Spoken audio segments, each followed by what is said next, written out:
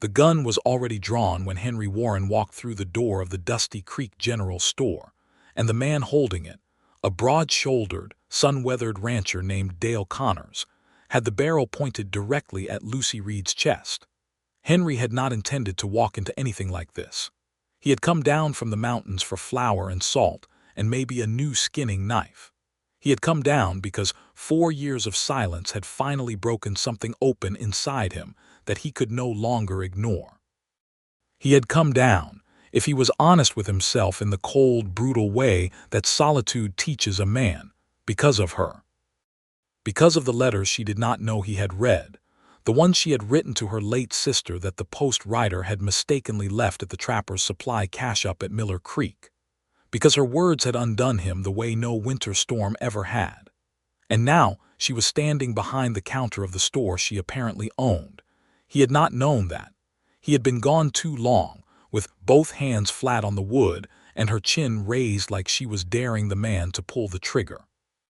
"You will sign those papers, Lucy," Dale Connors said, his voice low and mean and coiled with something that had nothing to do with business.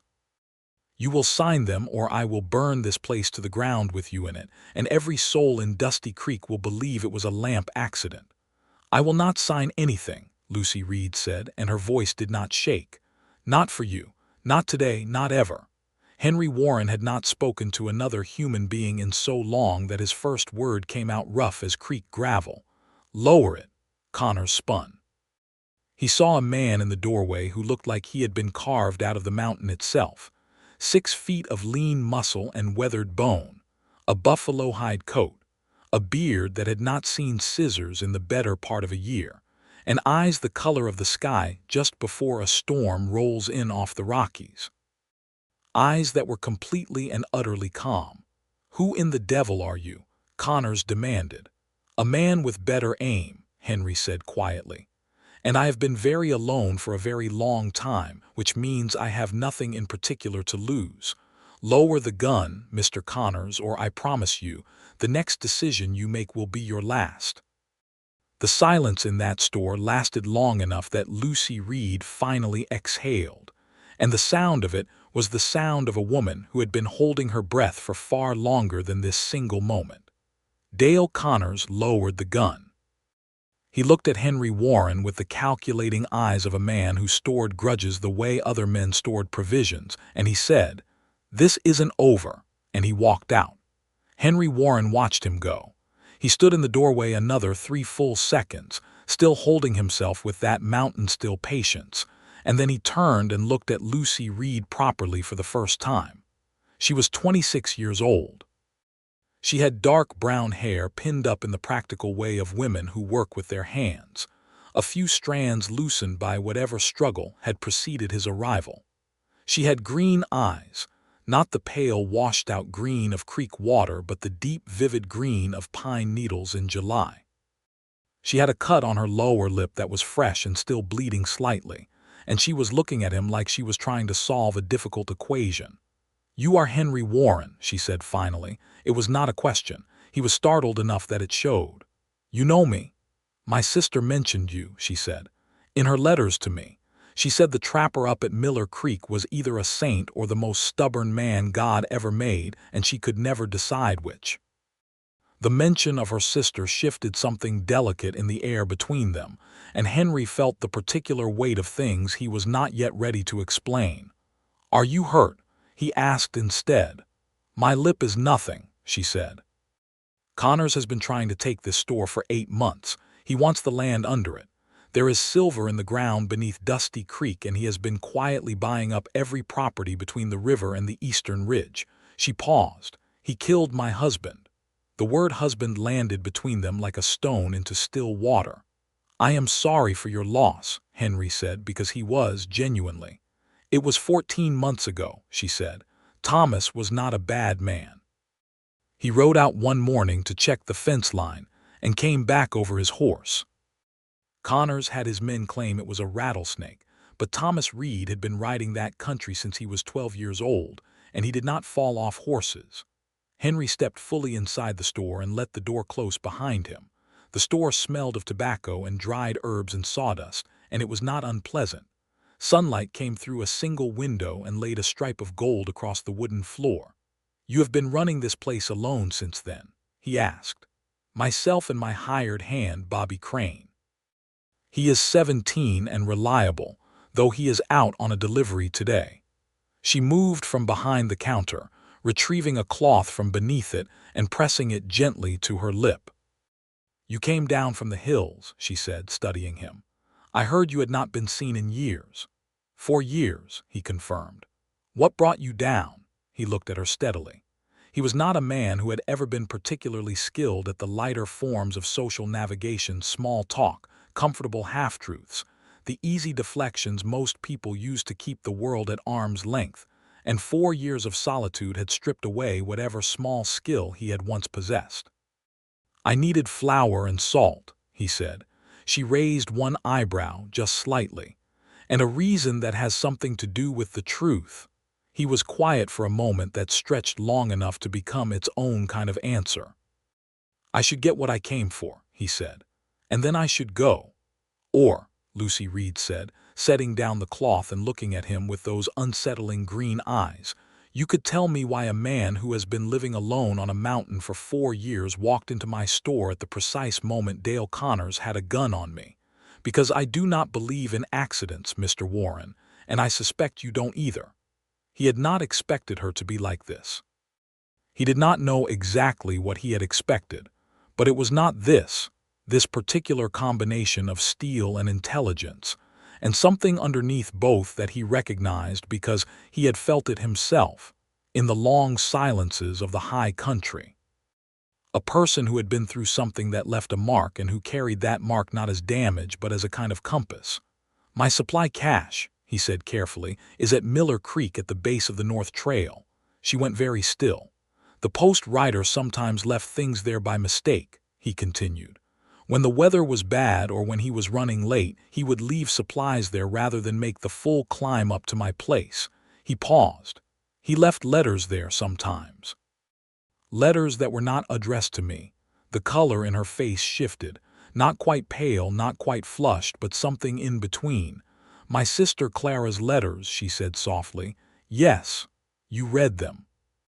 "I should not have," he said. "The first time I thought they might be important. After that he stopped. I am not proud of it." The air between them had changed entirely. It was charged now with something complicated, the betrayal of private words read by unintended eyes, but also the strange intimacy of having been known without knowing it. "Clara wrote to me every week until she died," Lucy said slowly. "She lived in Cheyenne. She passed 2 years ago. Influenza." "I know," he said. "I read that letter too. I am sorry." She turned away from him and moved to the window, looking out at the dusty main street of Dusty Creek, where the afternoon light was turning the color of old copper. When she spoke again, her voice was quieter. "What did she say about me?" He considered lying.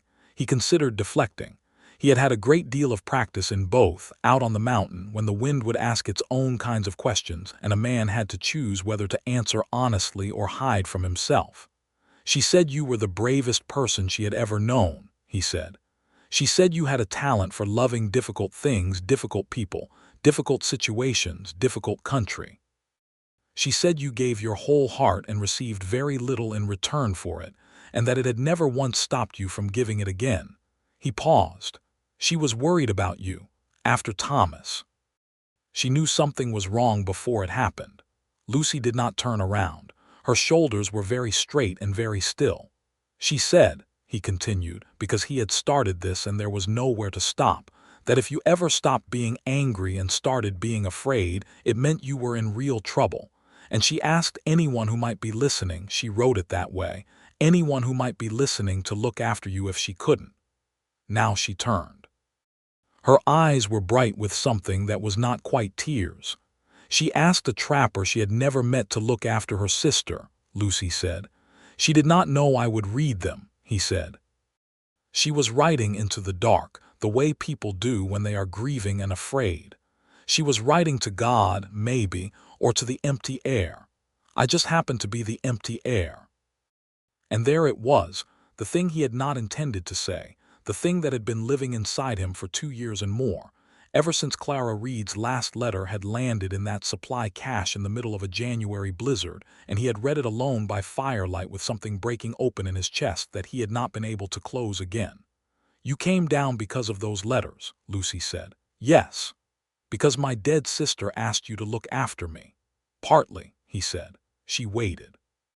"And partly," he said, in the voice of a man who has had 4 years to practice honesty in the only company that demands it, which is his own, "because after reading those letters for 2 years, I knew you better than I have ever known any person, and I wanted to know if the woman on the page was the woman in the world." The silence after that was so complete that they could hear the wind moving through the gap under the door. Then Lucy Reed said, very carefully, "And is she?" Henry Warren looked at her for a long moment. "She is more," he said simply. The afternoon passed in a way that surprised both of them. There was no grand declaration, no sudden collapse into each other's arms. That was not the territory either of them inhabited. Instead, Lucy made coffee on the cast iron stove behind the counter, the real stuff, dark and strong, and she poured 2 cups, and Henry sat on a stool near the window because he was not yet comfortable with walls and roofs and the feeling of other people's oxygen, and they talked. He told her about the high country. Not the romantic version, not the version people told in saloons to make wilderness sound like adventure, but the real version, the brutal cold of February at 8,000 feet. The weeks when the traps came up empty, and a man ate beans and pine needle tea. The loneliness that was not peaceful but predatory, that stalked a person through the long nights and could eat a man alive if he let it. She asked why he had stayed. He said he had made a mistake, 4 years ago, that he had needed to get far enough away from to understand it. She asked what the mistake was, and he said he had trusted the wrong person with something irreplaceable, and the wrong person had used it as a weapon. She did not push. She seemed to understand the shape of that particular wound because she carried one like it herself. She told him about Dale Connors, the full history, which was worse than he had gathered from the single scene he had interrupted. Connors had arrived in Dusty Creek 3 years ago from somewhere in Kansas and had presented himself as an investor, a businessman, a man of vision. He had bought the bank from old Harriet Poole's estate when she died without heirs. Owning the bank in a small town, Henry understood, was roughly equivalent to owning the air. Connors had begun calling in loans. He had applied pressure, quiet, deniable, relentless pressure, to landowners along the eastern ridge. 3 families had already sold. Thomas Reed had refused, and then Thomas Reed had died under circumstances that the town's single deputy, a young man named Marcus Cole, had been either too frightened or too compromised to properly investigate. "Marcus takes money from Connors," Lucy said flatly. "I cannot prove it, but I know it. Half this town knows it." "What about the county sheriff?" "Sheriff Baines is in Holt City, which is 40 miles east. He is a good man, but he has a county the size of a small eastern state to manage and not enough deputies to manage it with. I have written to him twice." She set her coffee cup down. "He wrote back both times saying he would look into it. And nothing." She said it without bitterness, which was somehow worse. She had moved past the stage of being surprised by it. Henry sat with this. Outside, the town of Dusty Creek was doing what small western towns did in the mid-afternoon, a few horses tied at rails, a wagon moving slowly up the street, the sound of a hammer from somewhere near the livery. The world looked ordinary, and it was not. "You need a witness," he said. "Someone who saw something Connors cannot buy or threaten into silence." "I know what I need," she said. "What I do not have is any of it." He looked at his hands, the trapper's hands, scarred and calloused and built for work that demanded patience above all else.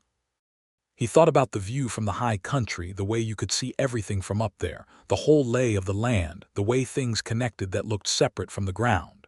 "I know a man," he said slowly, "a Shoshone man named Running Fox. He has a winter camp about 12 miles north of here along the Ridge Trail. He has been in this country his whole life. If Connors has been moving men through this territory, Running Fox will have seen them."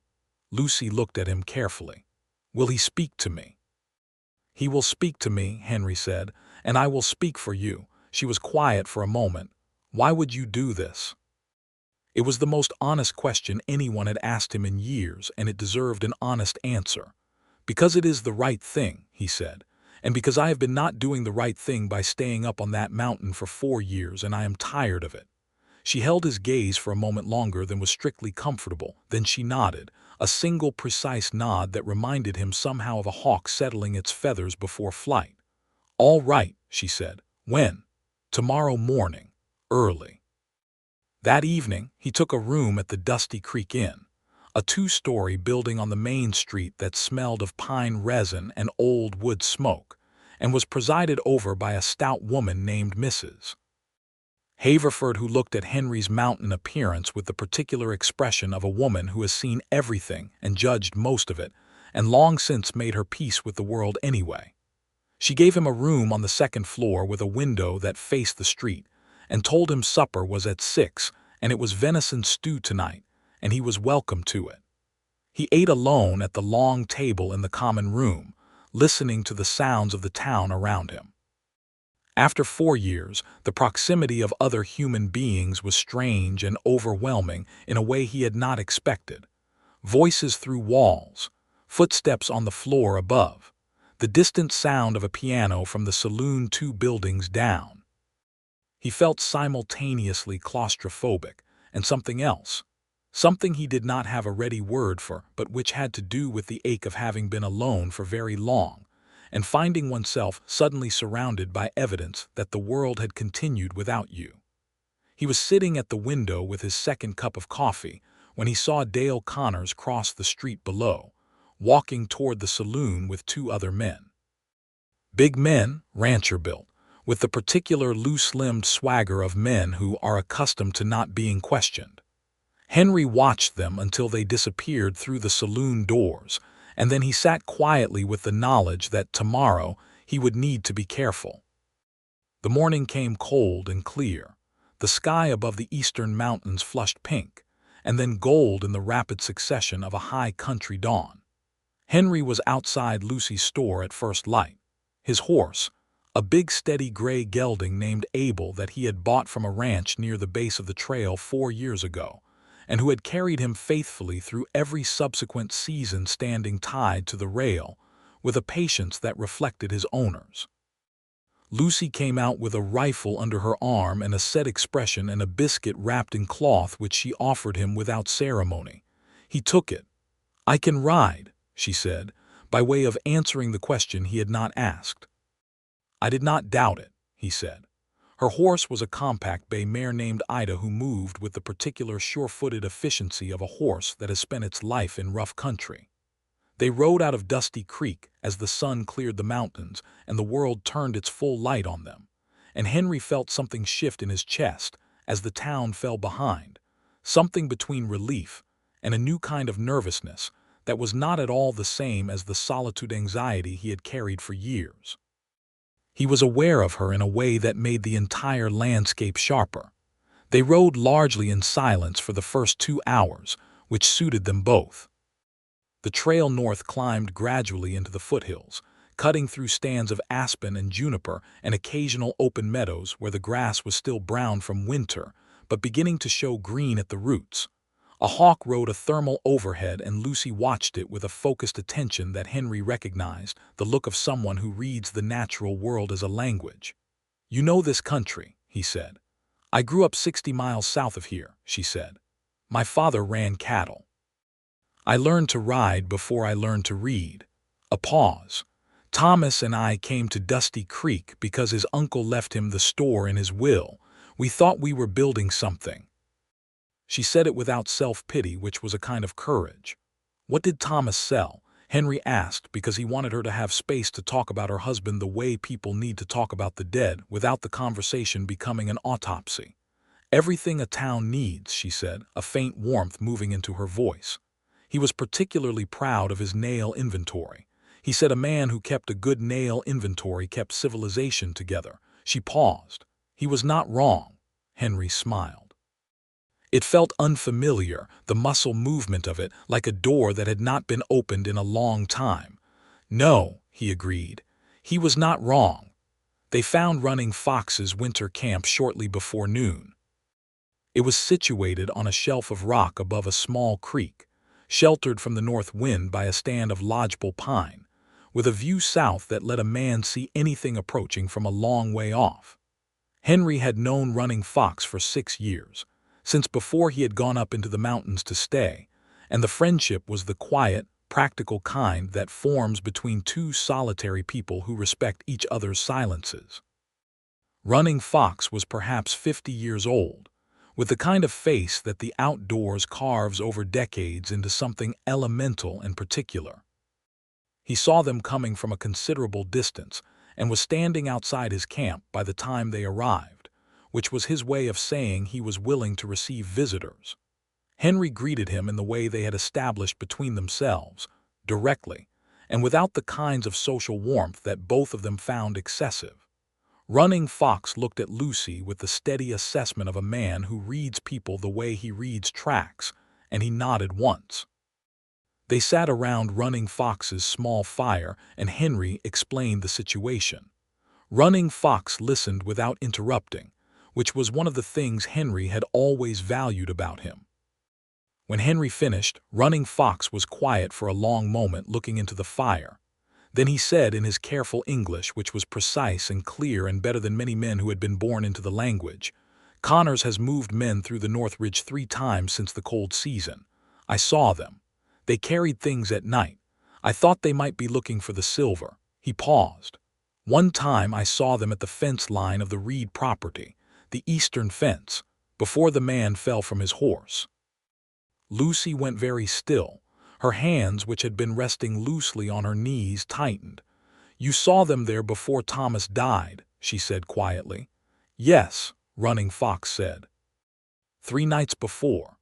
"Would you say this to the county sheriff?" Henry asked. Running Fox was quiet again for a moment. Henry knew what he was weighing: the history of Shoshone men who had placed trust in the American legal system and been rewarded for it with precisely nothing. The long, complex bitterness of a people whose testimony was routinely dismissed or manipulated or ignored. "I will say it," Running Fox said finally, "if you are there, and if the sheriff is an honest man." "I believe he is," Henry said. "Then I will say it."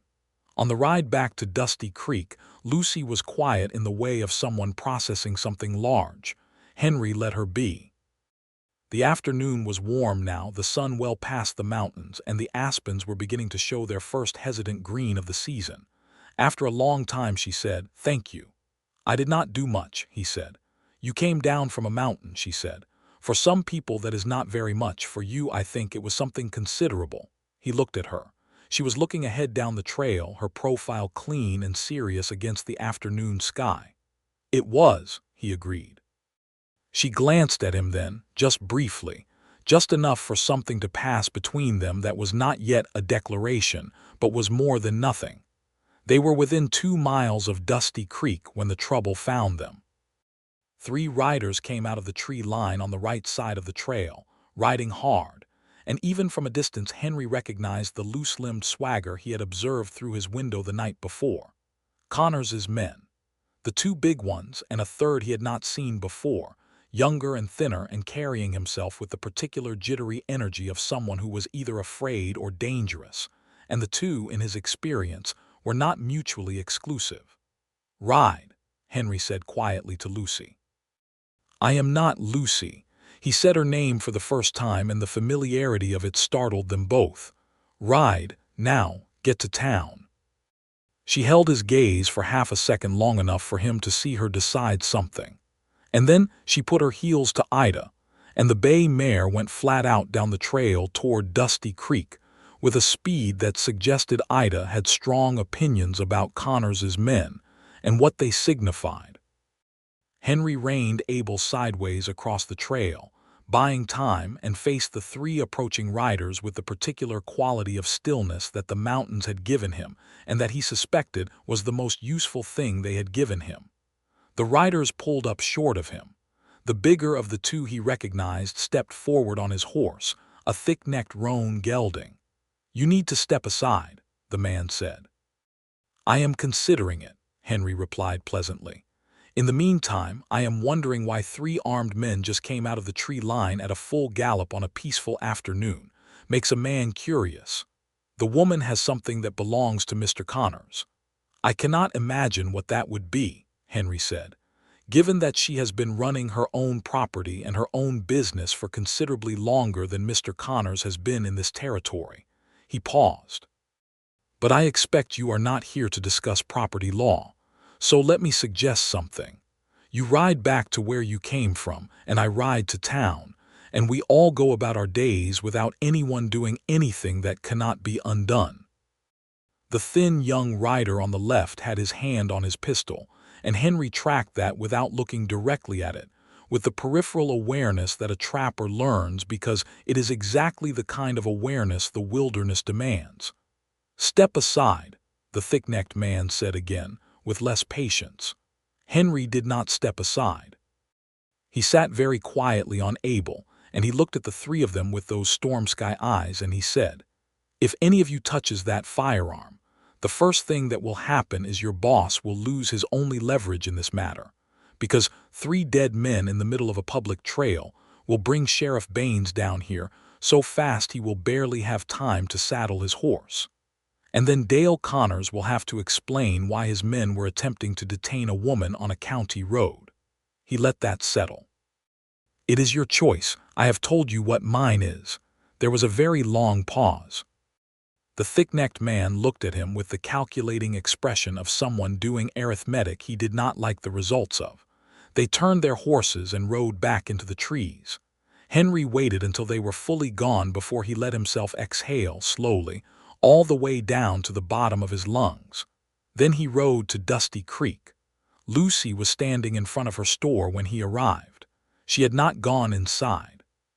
She was standing on the board sidewalk with her rifle still in her hands and her eyes on the road behind him, and when she saw him alone, she let out a breath that was the twin of the one he had just released.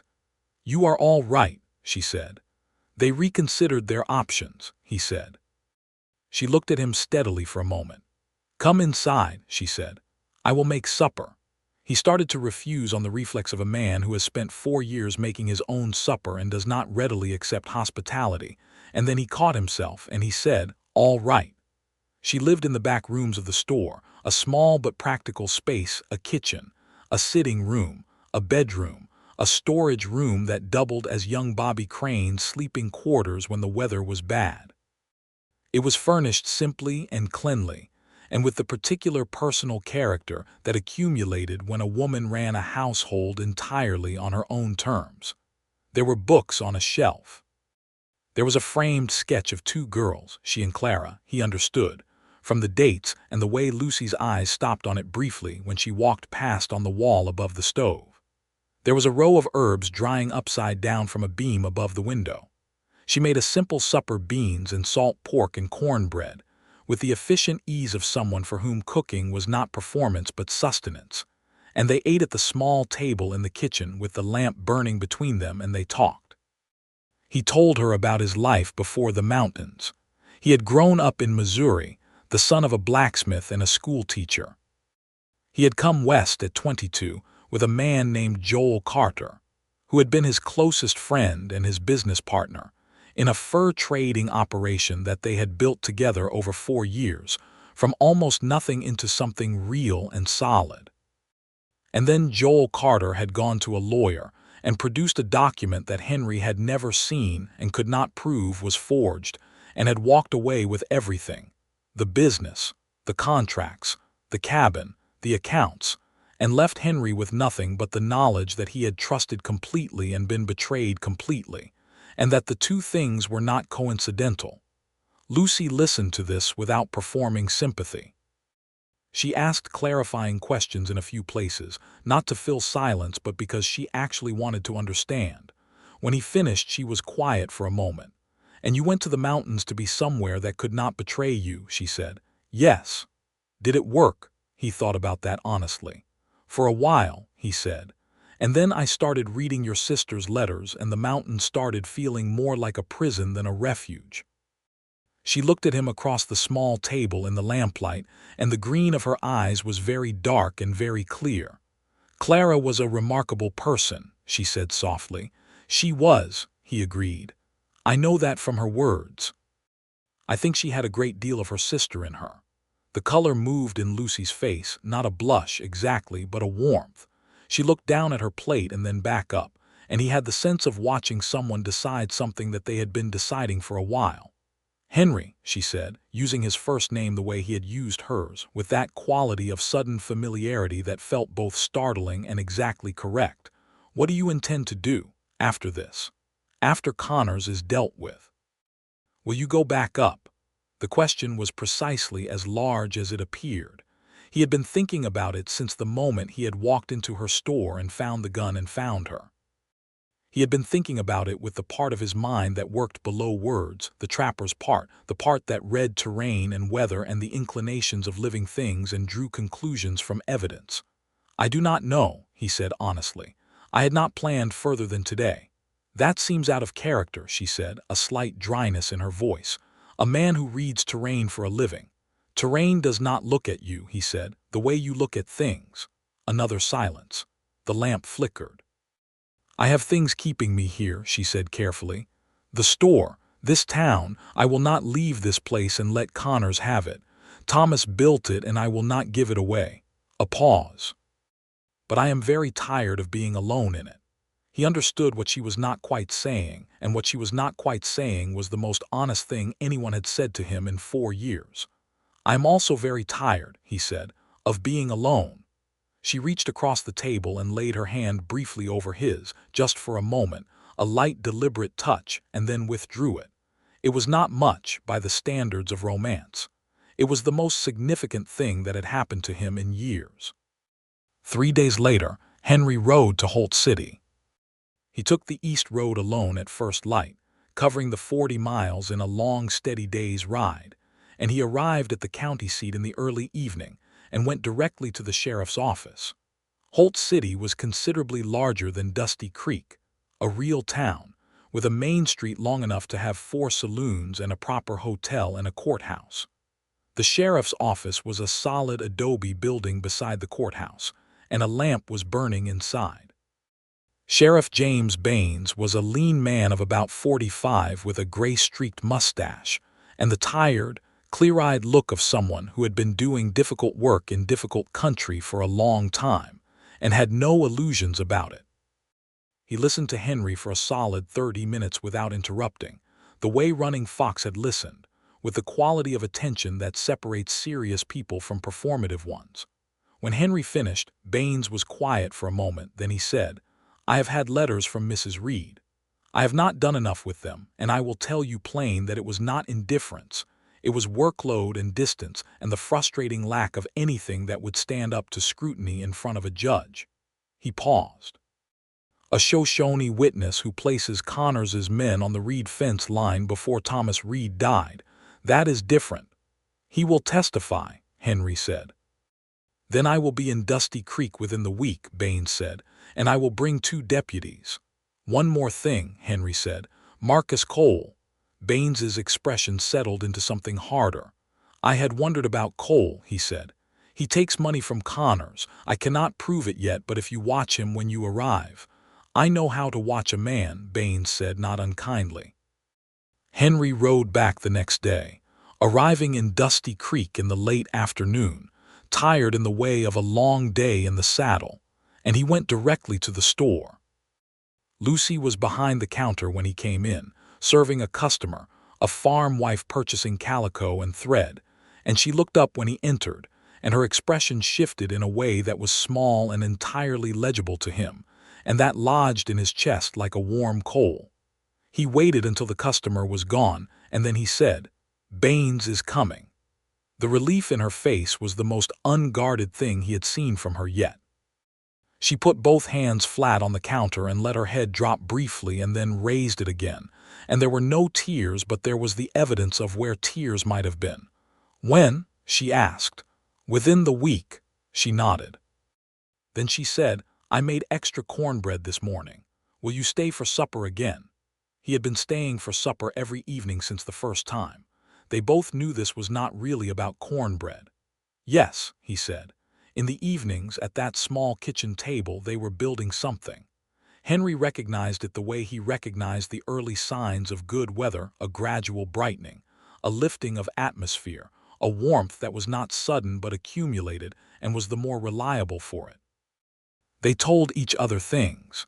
He told her about the particular quality of silence in January at altitude, the way the whole world became crystalline and merciless and extraordinarily beautiful. She told him about the first winter after Thomas died, how she had kept the store open every day regardless of weather or grief, because stopping felt like dying, and she was not prepared to die. He told her about reading Clara's letters by firelight in the February storms, how a voice he had never heard had become more real to him than anything else in his experience, how her descriptions of her sister had seemed less like information and more like a map to a place he had never been and could not stop thinking about. She told him what it had been like to love Thomas practically, honestly, without romanticizing it or diminishing it. Thomas Reed had been a good man and a steady partner, and she had been content. Not incandescent, she said carefully, but content, and content is not nothing. No, he agreed, it is not nothing. But I think— she paused, she looked at her coffee cup and then at him.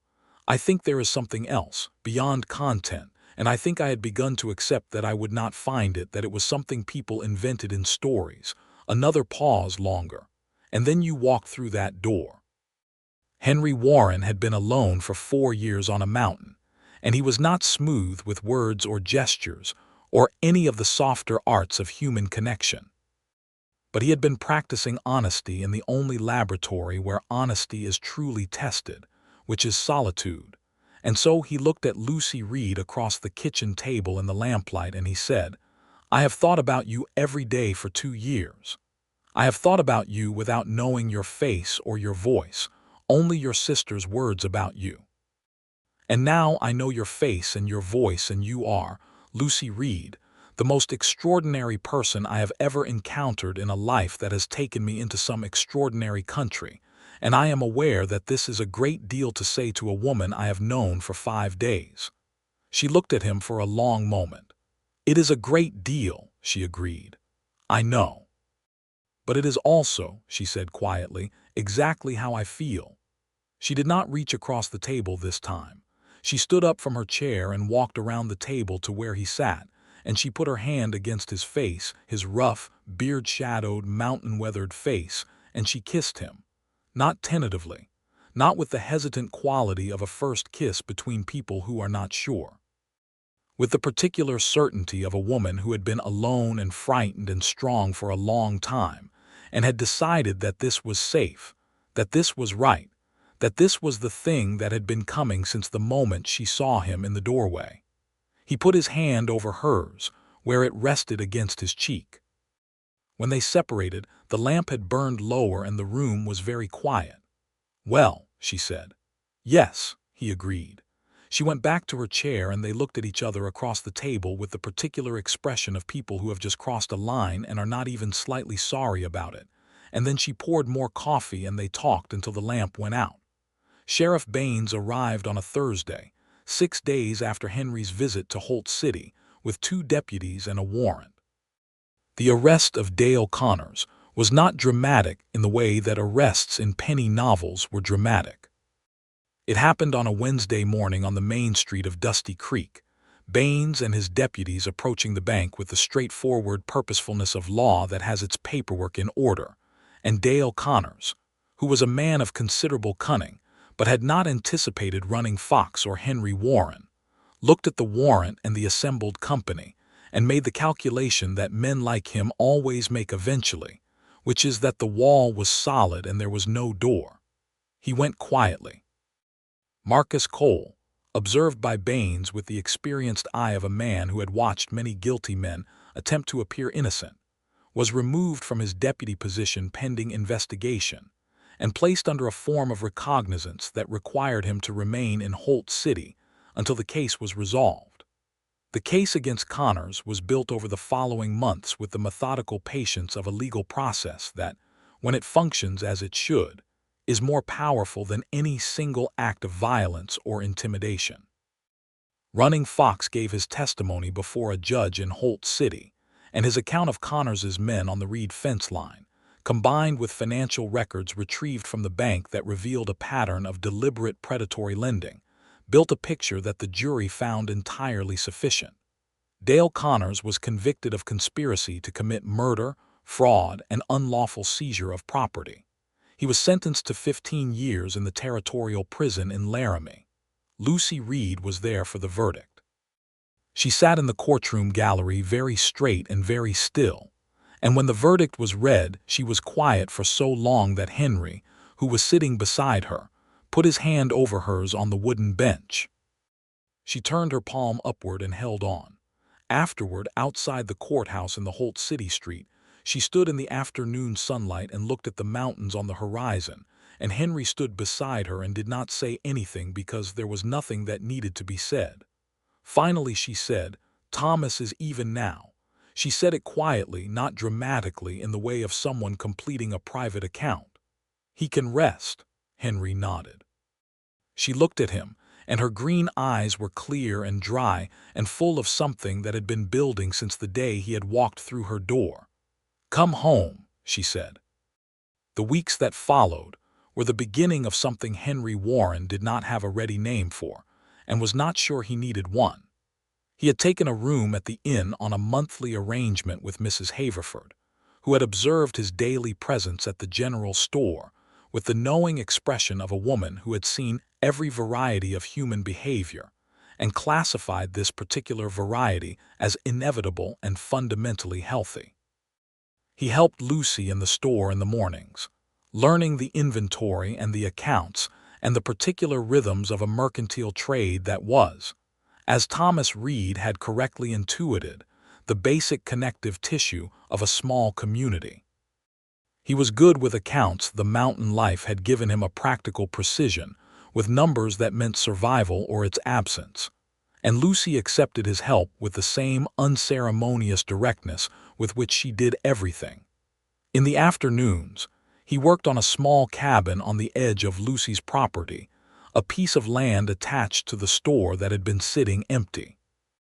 He was not a carpenter, but he was a man who could build things out of necessity, and young Bobby Crane, who had taken to Henry with the complete unself-conscious trust of a practical teenager, helped after his own work hours with a willingness and competence that Henry found genuinely impressive. "Are you going to ask her?" Bobby said one afternoon while they were fitting roof beams. Henry looked at him. "Everyone in town already knows," Bobby said with the philosophical calm of 17. "Does she know?" Henry asked. Bobby considered this. "She knows what she knows," he said, which was not particularly illuminating but was, Henry thought, essentially accurate. He asked her in early June, when the aspens were fully green and the days were long and warm, and the whole country had that extravagant summer quality that made the preceding months of cold seem like a different life.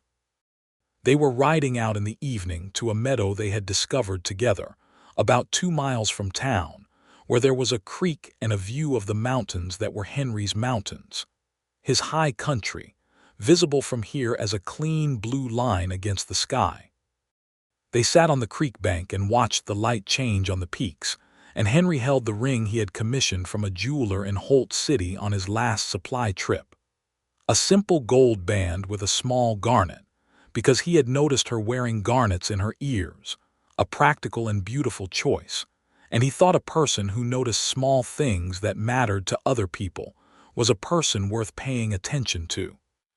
He said, "I have been alone for a long time, and I was not looking for what I found when I came down from that mountain.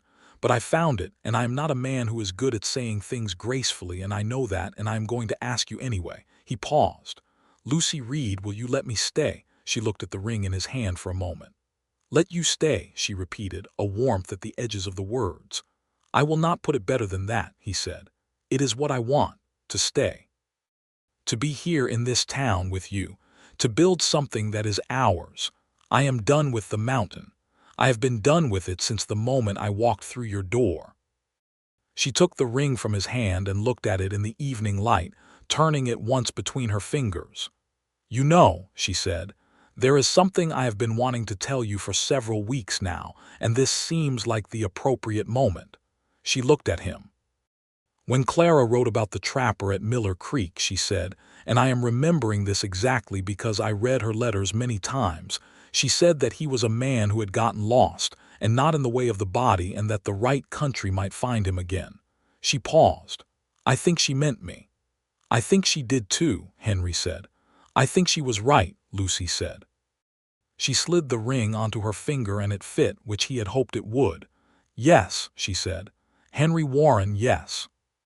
They were married in August, in the Dusty Creek Church, a small white-painted building that doubled as a schoolhouse during the week, before most of the town, including Running Fox, who had accepted the invitation with the quiet grace he brought to everything, and Mrs. Haverford, who cried in the specific manner of a woman who had suspected all along how this would end and was gratified to be proven right, and Bobby Crane, who had grown 2 inches over the summer, and was occupying himself primarily with trying to appear unmoved by the occasion and failing entirely.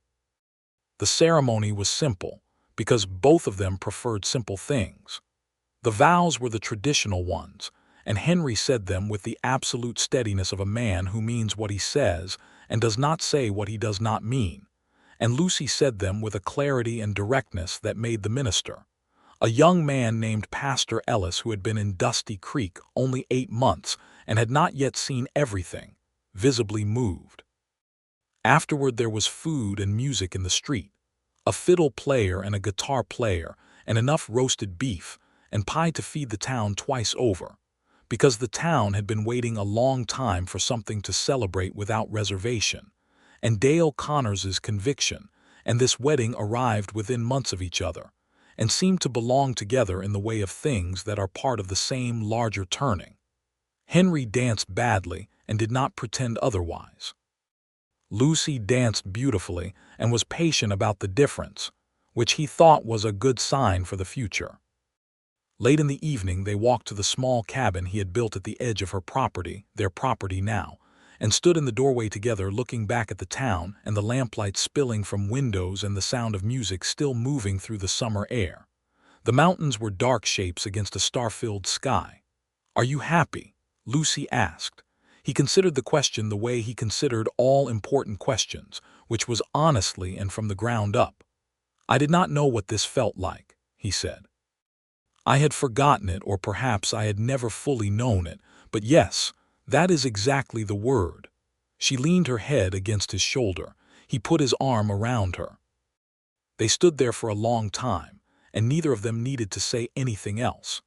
The first year of marriage was also the year that Henry Warren truly came down from the mountain, not in the physical sense, which had already happened, but in the interior sense, the putting down of the weapons a person carries when they have been alone and afraid for a long time. It happened gradually, the way all genuine change happens, not in dramatic moments but in accumulation. He stopped startling at loud sounds. He stopped calculating exits from rooms.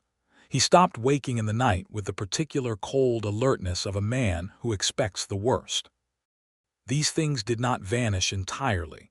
A person who has been through betrayal that deep does not become someone who has not been through it, but they became manageable in the way of things that are known and named, and therefore no longer capable of ambush. Lucy watched this happen with a quiet, undemonstrative attentiveness that he recognized as love in its most practical form. He watched her own hardnesses soften in their equivalent way. She had been carrying, since Thomas's death, and through the entire ordeal with Connors, a vigilance that had been completely necessary and completely exhausting. He saw it release in increments the set of her shoulders in the evenings when the store was locked and the accounts were done and they were sitting together by the stove, the way her silences became restful rather than watchful, the way she laughed more often and more freely. She had a wonderful laugh. He told her this. "No one has told me that before," she said, with some surprise. "That is a significant oversight on the part of everyone you have ever known," he said. Running Fox came to supper once a month through that first year, a ritual that had emerged naturally from the friendship and that Henry valued enormously. not only for its own sake, but because of what it meant to him that Lucy had welcomed it without reservation, that she had made running Fox as comfortable as a reserved and self-sufficient man could be made comfortable, that she had learned what he liked to eat and served it without making a ceremony of it. One evening, when winter had closed in and the three of them were sitting around the kitchen stove, Running Fox looked at Henry and then at Lucy and said, in his deliberate, clear way, "You are both different from when I first saw you." "Better or worse?" Lucy asked. Running Fox considered this with his characteristic unhurried honesty. "More like yourselves," he said. Henry thought about that for a long time after Running Fox had gone home. More like yourselves. He thought it was the best thing anyone had said to him since Clara Reed, writing in the dark to no one and everyone, had described her sister as the bravest person she had ever known. Lucy was already asleep when he came to bed, which she usually was. She rose early and worked hard, and her body's requirements were non-negotiable. He lay awake for a short time in the dark, listening to her breathing, and he thought about the view from the high country, the way everything looked small from up their towns and roads and people's complicated lives, and how he had interpreted that smallness as evidence that it did not matter. That distance was clarity. He understood now that he had it exactly backwards. The smallness was not insignificance, it was proportion. Everything fit together from up there because everything was connected, and the connections were what mattered, and you could only see the connections if you were willing to come down and walk among them. He had come down. He was here. He was home. In the spring of that first year, Lucy found out she was expecting. She told Henry early one morning before the store opened, standing in the kitchen with her coffee cup, and that particular expression she wore when she was about to say something that required precision. "I am going to have a child," she said. "Our child. Sometime around November, I think." Henry put down his own coffee cup and crossed the kitchen and held her, and she let herself be held with the specific loosening of someone who has been strong for a very long time and has now, finally, someone reliably strong beside them. "A November baby," he said. "I know it is soon," she said, against his shoulder. "We have only been married 8 months. I do not think there is a schedule," he said. She laughed that wonderful laugh and held on tighter. Bobby Crane, when told, turned a remarkable shade of red and said congratulations, and immediately went to check on the back inventory, which was his consistent method for managing strong emotion. Mrs. Haverford said she had known since February and went home and knitted for the better part of 3 weeks. Running Fox, when told, smiled the small, precise smile that on his face was equivalent to anyone else's full expression of joy, and said, "A child born at the start of winter is strong." The pregnancy proceeded in the unremarkable and mercifully healthy way that Lucy approached most things, with practical efficiency and without drama. She ran the store until the week before the birth. She said it was more comfortable to be busy. Henry, for his part, spent those months in a state of sustained wonder that he recognized and could not quite handle. He had not expected fatherhood. He had not, in the mountain years, thought much about it, because it belonged to the category of human things that required other human beings, and he had excused himself from that category. Now it was approaching with the inevitability of a season changing, and he found it simultaneously terrifying and the best possible thing he could imagine. He built furniture. He built a crib, taking 6 weeks to get it right, with the same careful patience he had applied to traps and shelters and every other construction that had to be reliable against hard conditions. Lucy inspected it with a professional eye and said it was very solid. "It will last longer than we do," she said. "That is the idea," he said. Their son was born on the 12th of November, 1879, in the bedroom of the cabin Henry had built, with a midwife named Mrs. Garfield in attendance, and the season's first real snow falling outside the window. He arrived with the authoritative displeasure of a person who had been perfectly comfortable and did not appreciate the disturbance, and he announced this displeasure with considerable volume.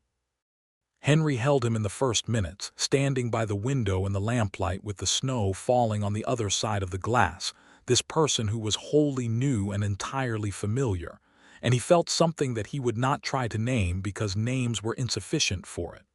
Lucy, exhausted and radiant from the bed, watched him. "What will we call him?" she asked. They had discussed names. They had a short list. But standing there with the child against his chest, Henry looked at Lucy and said, "James." And she looked at him and understood immediately James Baines, the sheriff who had come when called, who had done the right thing, who had made it possible for the rest of this to exist. "James," she said. "Yes." "James Thomas," Henry added, because Thomas Reed had built the store and raised it from nothing and deserved to live in the name of the boy who would grow up in its shadow. Lucy's eyes were full. "James Thomas Warren," she said softly. The boy slept. The snow fell. Running Fox came the next morning with a carved wooden figure, a mountain hawk made from pine, with the kind of detail in the feathers that spoke to days of patient work, and placed it in the crib, and said in the Shoshone way a few quiet words that Henry did not fully understand but felt completely. The years that followed were the years of building, the ongoing, daily, unremarkable, extraordinary project of a shared life. The store grew. Henry's facility with accounts and his relationships in the trading community, maintained from his trapping years, opened supply connections that allowed Lucy to stock things that Dusty Creek had not previously been able to source. The town itself grew. The silver that Connors had known about was eventually mined by a legitimate company that brought jobs and 2 new streets and a proper school. Bobby Crane came of age, saved his wages, and bought a small homestead 3 miles north of town. He remained in Henry and Lucy's orbit with the particular loyalty of a young man who has been treated decently at a vulnerable age and does not forget it. He married a rancher's daughter from the next county named Alice Pryor in 1882, and Henry stood up for him at the wedding with the expression of a man who feels the circular nature of things. Running Fox's situation was harder. The pressures on the Shoshone people in Wyoming Territory through the late 1870s and 1880s were relentless and documented and unjust. The long forced compression of a people onto reservation land that bore no resemblance to their historical territory. Henry spoke of it plainly when it came up, because he had seen Running Fox's knowledge of the land, the way he moved through it, the way he understood it at a depth that no survey or deed could measure, and the disconnect between that knowledge and the political reality was a specific and visible injustice. He wrote letters. He spoke to Baines when he could. It was not enough, and he knew it was not enough, and he said so. Running Fox, for his part, faced these realities with a dignity that Henry found both admirable and heartbreaking. They continued their friendship across whatever lines the political world tried to draw between them, because the friendship was older than those lines and more solid. James Thomas Warren grew. He walked at 11 months, which made Henry unreasonably proud and Lucy thoroughly unsurprised. He was his father's son in the quality of his silences, a thoughtful child who observed the world with those same gray-blue eyes, and his mother's in everything else. The direct intelligence, the stubbornness, the capacity for warmth that he directed with complete unapologetic generosity at anyone he decided to love. He loved Running Fox particularly, and followed him around with the devotion of a young animal attaching to something it recognizes as genuine. Running Fox bore this with his characteristic dignity, which in his case included a patient willingness to answer questions that Henry found both touching and somewhat amusing, because Running Fox was not, in his own right, a patient man with most people's questions. Only James got the full explanatory version. Lucy told Henry after James's 2nd birthday that there was going to be a 2nd child. "October this time, I think," she said. "Another winter baby," he said. "You and James are not enough of a project," he laughed. She liked making him laugh. It had become one of her private achievements, drawing out that rare, genuine sound. Their daughter was born in early October of 1882, arriving with a great deal less volume than her brother, but with an expression of focused intensity that made the midwife, and then Lucy, and then Henry, all agree that she would bear watching. They named her Clara without discussion, because there was no other possible name. Clara Reed Warren had her great-aunt's name, and it emerged over the months and years that followed, something of her great-aunt's particular gift for reaching into the middle distance with words. She was talking at 14 months, in the articulate rushing way of children who have something to say and want to say it now, and by the time she was 3, she was the undisputed verbal presence in the Warren household, a role her quiet, observant brother had been happy to cede. Henry turned 40 in 1883. The anniversary surprised him, not in the way of a reckoning, but in the way of a stock-taking that came out better than expected. He was a man with a wife he loved with a completeness that still had the quality of astonishment 4 years on. The astonishment had not worn off, which he suspected was unusual, and which he was careful not to waste, and 2 children who were healthy and peculiar and entirely themselves. He was a man with a friend in Running Fox, a protege in Bobby Crane, a business that functioned, a cabin that was solid, and a view of the mountains from his own kitchen window that reminded him every morning of where he had come from and how far he had come. The mountain was still there. On certain mornings, when the light was very clear, he could see the specific peak above Miller Creek, the high point of the country where he had spent 4 years in his self-imposed exile, and he did not feel the pull of it that he had half expected to feel. He felt instead a kind of completion, a view of the place that had contained him during the years of his healing, observed from the place where the healing had arrived at its destination. Lucy, beside him at those moments, would follow his gaze and say nothing, because she had learned him well enough to know when silence was exactly right. One such morning, in the spring of 1884, James was 5 and Clara 18 months, and the apple tree Lucy had planted the year before was in full blossom, and Henry was standing at the kitchen window with his coffee, and Lucy came and stood beside him, and James came and stood between them in his serious 5-year-old way, and Clara, who had been crawling at speed through the kitchen, pulled herself upright on her mother's skirt and stood there with the triumphant expression of someone who has just solved a significant engineering problem.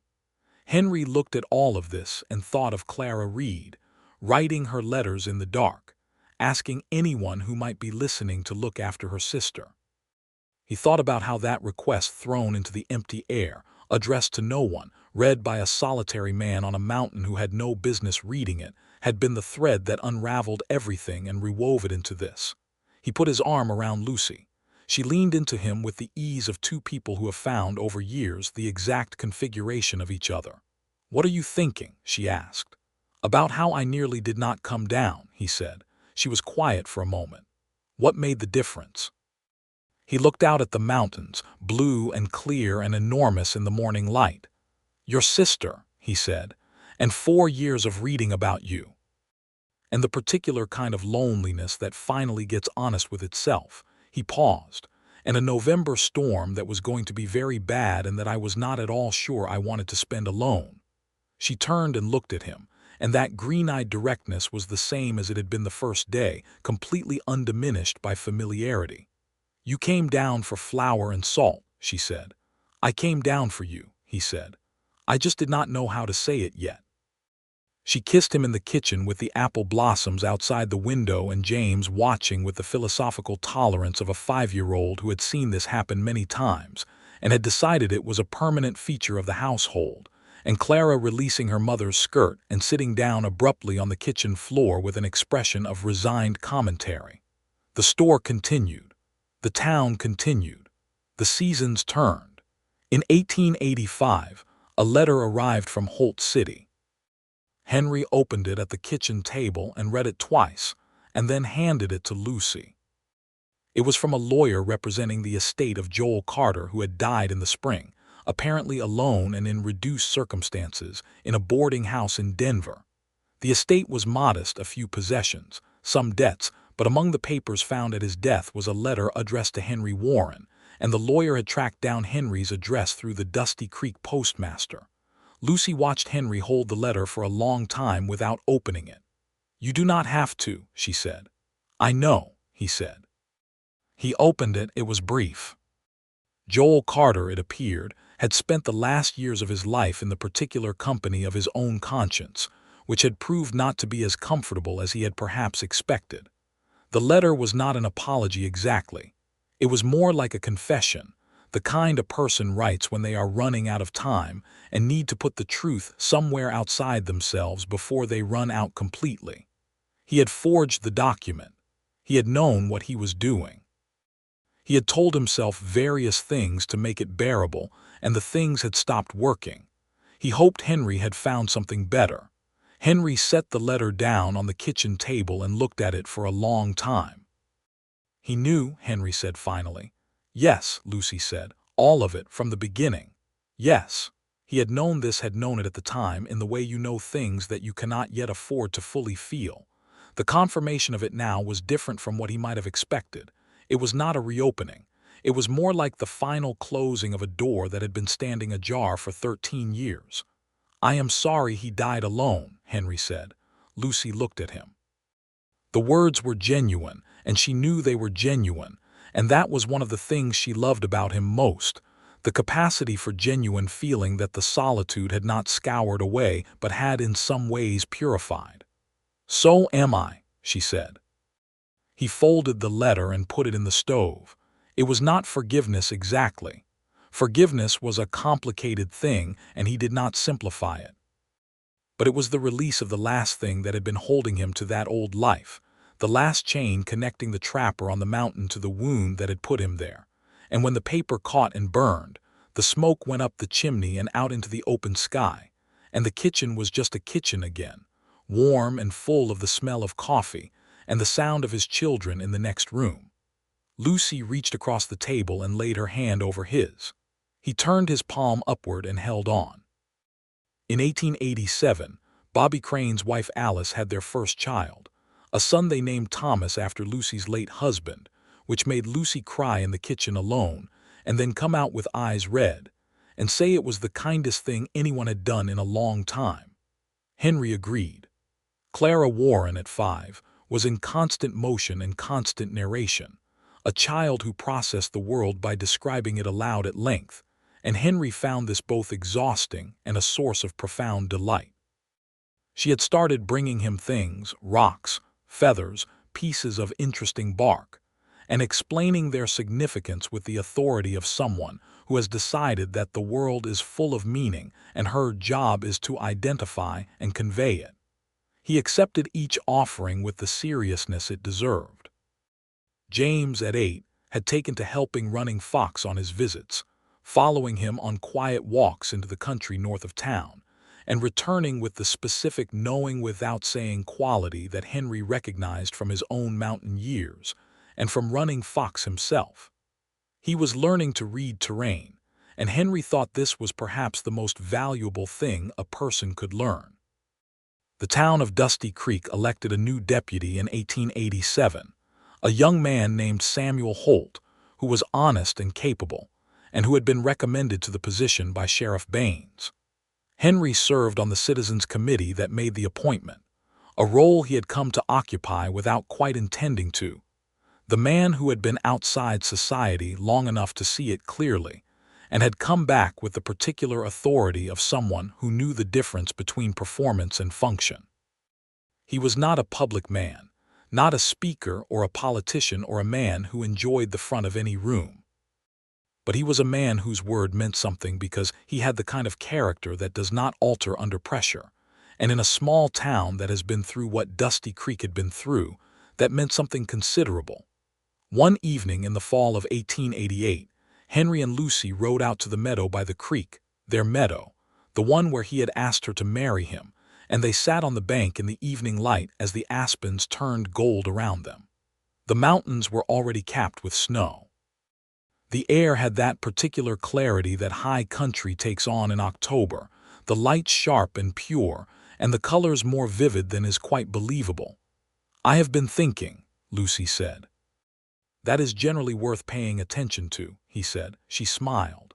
I want to expand the store. There is enough business now with the Mine families and the new families coming in that we could double the floor space and add a proper dry goods section. She looked at him. And I have been thinking about Clara.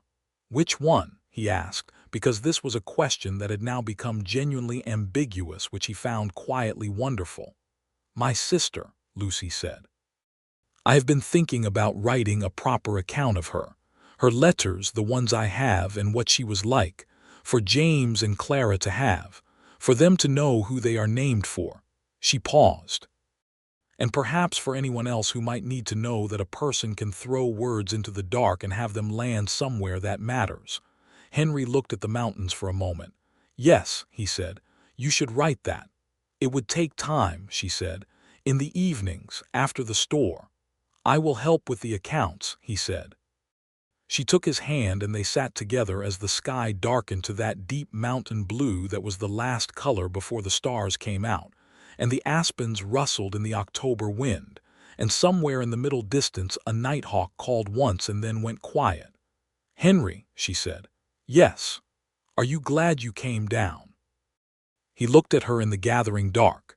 This woman who had been described to him in letters he should not have read, whose sister had asked an empty mountain to look after her, who had faced a loaded gun without flinching and buried a husband and run a store alone and fought a corrupt man for months and won, who had green eyes that saw everything and a laugh like water over stone, and who had kissed him in her kitchen and said his name the way no one had ever said it, like it was specifically and entirely necessary. Lucy, he said, I would have come down twice the distance for half the chance. She leaned against his shoulder and he put his arm around her, and the first stars came out, clear and cold and precise above the mountains. The store was expanded in the spring of 1889. Henry and Bobby Crane and 2 local carpenters worked through April and May to double its floor space, add a proper window on the south side, and build a covered porch that ran the full length of the front, which was a thing Lucy had wanted since the first winter she had run the place alone, and had stood in the doorway watching the weather thinking how much more welcoming it would be if there was shelter for customers arriving in the rain. The porch became one of Dusty Creek's gathering places, a covered bench on which men came to sit after their supply purchases and talk about cattle prices and weather and the slow, complex news of a small community's life. Lucy had not intended this and found it faintly amusing. Henry found it entirely in keeping with the fact that his wife had, almost by accident, made herself the center of gravity of the town. You are the hub, he told her one evening. I sell flour and nails, she said. You do that, he agreed, and approximately everything else. Clara Warren, at 7, had started school in the Dusty Creek schoolroom and was the teacher's constant challenge, and delight a child who had read everything in her parents' small but carefully chosen library, and who asked questions at a rate that Mrs. Porter, the teacher, said was exhausting in a way that felt like exactly the right kind of exhausting. James, at 10, was already showing the qualities that would define him: patient, precise, deeply observant, not particularly interested in talking about things he had not fully thought through. Running Fox, on one of his monthly visits, looked at James across the supper table and said to Henry, "He sees things." Henry nodded, understanding this as the high compliment it was. Running Fox's own situation had become more constrained over these years, the restrictions of reservation life tightening in ways that Henry watched with a helpless anger that he tried to channel into the letters and advocacy that he knew were insufficient, but which were the tools available to him. Running Fox accepted this with a dignity that was not resignation but something harder and more complex, the dignity of a man who has seen every variety of injustice and has chosen, as an act of will, to continue being fully himself anyway. Their friendship endured. It was one of the things Henry was most certain of in a life that had taught him to distrust certainty. In 1890, Lucy finished the account of her sister that she had been writing in the evenings for 2 years. It was a small bound book, handwritten, with a carefully preserved copy of one of Clara's letters at the front. She made 2 copies, one for James and one for Clara, and she kept the original in the cedar box where she kept Thomas Reed's watch and her mother's ring and the other irreplaceable things. She read parts of it to Henry before she bound it. He listened with the particular quality of attention he had first applied to Clara's letters in the cold firelight of the mountain years, and when she finished he was quiet for a moment. "She would have been glad to know you wrote it," he said. "She would have said it was too much about her," Lucy said. "She would have been wrong," he said. Lucy smiled. "She very often was," she said, with the particular warmth of someone contradicting the dead with love. The following years were years of full life. The word full used not in the sense of perfect or without difficulty, because no life is those things, but in the sense of complete, occupied from edge to edge with the things that matter. The store prospered. The children grew. The town grew around them. Running Fox continued his monthly visits until the reservation restrictions made travel more difficult, and then Henry began going to visit him instead, riding north every few weeks with provisions and news and the simple company of a friendship that both of them had come to rely on. James Warren, at 16, was by all observable evidence his father's son in the bones of his character, quiet, capable, honest to a degree that occasionally got him into social difficulties at school, because he had not yet fully learned, as his father had not fully learned, the useful social art of the comfortable half-truth. He was thinking about what he wanted to do with his life in the way of a person who takes such questions seriously, and he had spent time trapping with his father in the foothills and was good at it, which gratified Henry in a way he tried not to make too obvious. Clara Warren, at 13, had the vocal range and philosophical ambition of a small thunderstorm. She wanted to be a teacher, and then a lawyer, and then a journalist, and then all 3 simultaneously, and she argued these cases with a fluency and force that made Lucy say, privately to Henry, that she thought Clara had been Clara Reed's character as much as her name. Bobby Crane's family had grown to 3 children by 1893, Thomas, Harriet, and a new baby named James after the Warren boy, which caused James Warren considerable embarrassment, and James Warren's little sister considerably more amusement. Mrs. Haverford died in the spring of 1892, quietly, in her own bed at the age of 73, having seen everything she expected to see and a good deal more besides. Henry and Lucy attended her funeral in the rain with most of the town. Afterward, Lucy said that Mrs. Haverford had been the first person in Dusty Creek who had not treated Henry like a peculiarity when he came off the mountain, and Henry said that was true and that he had always been grateful for it. In the fall of 1893, Henry and Lucy sat together on the front porch of the store in the October evening. Their porch now, after all these years, with the aspens turning gold on the hills and the mountains close and clean against the sky. And Henry had his coffee, and Lucy had her book, and James was inside doing his accounts homework, with the focused irritation of someone who is good at something they find insufficiently interesting. And Clara was at the kitchen table writing a letter to a school friend in Holt City with the rapid absorption of someone who will never run out of things to say. It was ordinary. It was the most extraordinary thing Henry Warren knew. He looked at the mountains. He had not been back up to the high country, to the old cabin at Miller Creek, not once since he had come down. He had no particular desire to go. The mountain was still there. He knew it intimately, in the way you know a place that has shaped you. But it was behind him, not ahead, and the distance felt right. He had come down from those hills 4 years before this life began. Down the long switchback trail in November, with the wind coming off the peaks and the trees bare, and the sky the color of gunmetal, telling himself he was coming down for flour and salt, and knowing, in the part of himself he had finally stopped arguing with, that he was coming down for something that he had read about in letters not addressed to him, something that he had no right to expect and no grounds for presuming, and which had kept him warm through 4 winters anyway. She had been worth every mile of the descent, every cold and difficult mile, every test of nerve on that narrow trail, every moment of doubt in the mountains before he finally started moving, and the moment of certainty on the valley floor when he had walked through a door with a gun already drawn, and found her standing behind the counter with her chin raised, and her hands flat on the wood and her green eyes clear and afraid of nothing. He had not known then how it would unfold.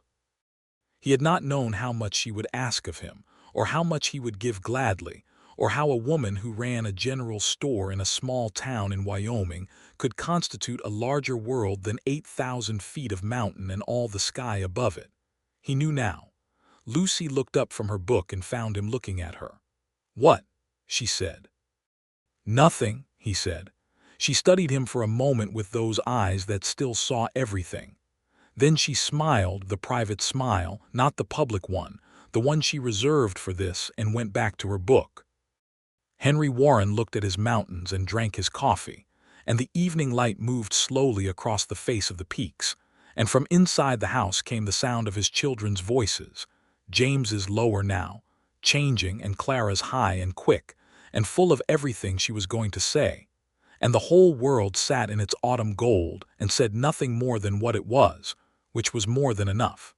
More than he had been able to imagine in those long mountain winters. More than he had dared to want. He had come down from the hills and found this. He would spend the rest of his life being grateful that he had.